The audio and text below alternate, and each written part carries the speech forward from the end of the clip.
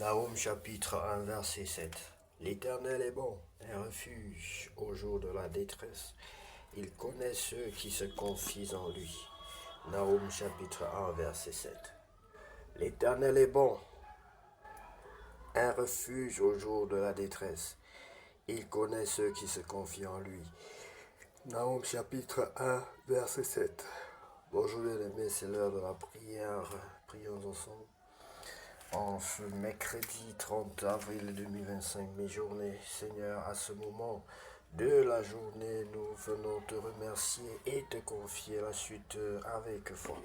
Père bien-aimé, merci pour ta grâce qui nous soutient depuis ce matin. Merci pour chaque respiration, chaque pas, chaque opportunité. Alors que cette journée avance, accorde-nous la clarté d'esprit, la paix intérieure et la force de faire ce qui est juste devant toi. Sois notre guide et notre secours. Ta parole nous dit, l'Éternel est bon, un refuge au jour de la détresse. Il connaît ceux qui se confient en lui. Nahum chapitre 1, verset 7. Bien-aimé, si tu n'as pas encore reçu le Seigneur Jésus-Christ dans ta vie comme nous, il faut te demander pardon à Dieu, il faut t'humilier et nous allons le faire ensemble parce que nous ne sommes pas meilleurs que toi, bien-aimé. Je ne suis pas meilleur que toi. Je suis aussi un pécheur assujetti ou encore soumis aux forces de la nature et aux forces spirituelles. Mais avec Jésus, nous combattons et nous vainquons. Nous demandons encore, je demande pardon personnellement à l'Éternel parce que j'ai menti aujourd'hui, ce matin, plus de 2 fois. Que Dieu me pardonne au nom de Jésus et qui m'aide à ne plus recommencer. Bien-aimé, tu vas prier après moi. Si tu veux recevoir le Seigneur Jésus-Christ dans ta vie comme ton sauveur personnel et ton Seigneur, tu vas donc répéter cette prière après moi. Seigneur Jésus-Christ, je reconnais que je suis un pécheur. Je reconnais que je suis un pécheur. Je te demande pardon pour mes péchés. Je te demande pardon pour mes péchés. Je t'invite dans ma vie comme mon sauveur personnel. Je t'invite dans ma vie comme mon sauveur personnel. Baptise-moi et remplis-moi de ton Esprit Saint. Baptise-moi et remplis-moi de ton Esprit Saint. Au nom de Jésus-Christ, je suis prié. Amen. Bien-aimé, si tu as fait cette prière de tout ton cœur, sache que le Seigneur est entré dans ta vie et que désormais tu es appelé enfant et héritier de Christ. Enfant de Dieu et héritier de Dieu, de Christ. Que Dieu te bénisse pour avoir mis la joie dans le cœur de ses anges et dans son cœur en particulier et dans le cœur de ses enfants que nous sommes. Sois la bienvenue dans la famille chrétienne. Je t'exhorte à demeurer dans la prière, dans la méditation tous les jours de ta vie, de lire la parole de Dieu.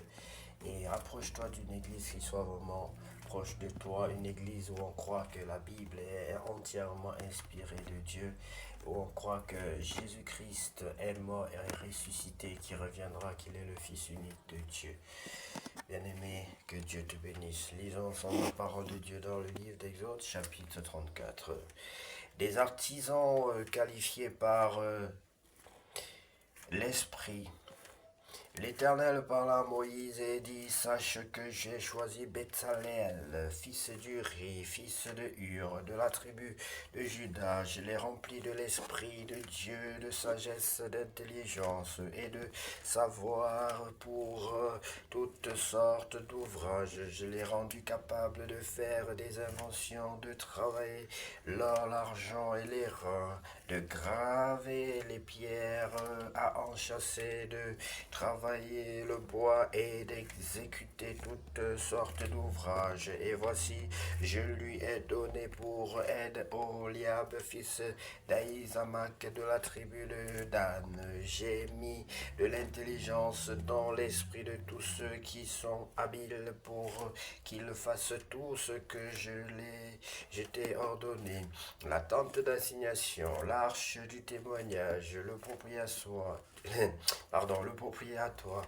qui sera dessus, et tous les ustensiles de la tente, la table et ses ustensiles, le chandelier d'or pur et tous ses ustensiles, l'autel des parfums, l'autel des holocaustes et tous ses ustensiles, la cuve avec sa base, les vêtements d'office, les vêtements sacrés pour le sacrificateur Aaron, les vêtements de ses fils pour les fonctions du sacerdoce, l'huile d'onction et le parfum odoriférant pour le sanctuaire. Ils se conformeront à tous les ordres que j'ai donnés. Le sabbat rappelait les tables de la loi. L'Éternel parla à Moïse et dit: parle aux enfants d'Israël et dis-leur: vous ne manquerez pas d'observer mes sabbats, car ce sera entre moi et vous et parmi vous, vos descendants, un signe auquel on connaîtra que je suis l'Éternel qui vous sanctifie. Vous observerez le sabbat, car il sera pour vous une chose sainte. Celui qui le profanera sera puni de mort. Celui qui fera quelques ouvrages ce jour-là sera retranché du milieu de son peuple. On travaillera 6 jours, mais le 7e jour est le sabbat, le jour du repos consacré à l'Éternel. Celui qui fera quelques ouvrages le jour du sabbat sera puni de mort. Les enfants d'Israël observeront le sabbat en le célébrant eux et leurs descendants comme une alliance perpétuelle. Ce sera entre moi et les enfants d'Israël un signe qui devra durer à perpétuité, car en 6 jours l'Éternel a fait les cieux et la terre, et le 7e jour il a cessé son ouvrage, son œuvre. Autant pour moi il s'est reposé. Lorsque l'Éternel eut achevé de parler à Moïse sur le mont Sinaï, il lui donna les 2 tables de témoignage, tables de pierre écrites du doigt de Dieu.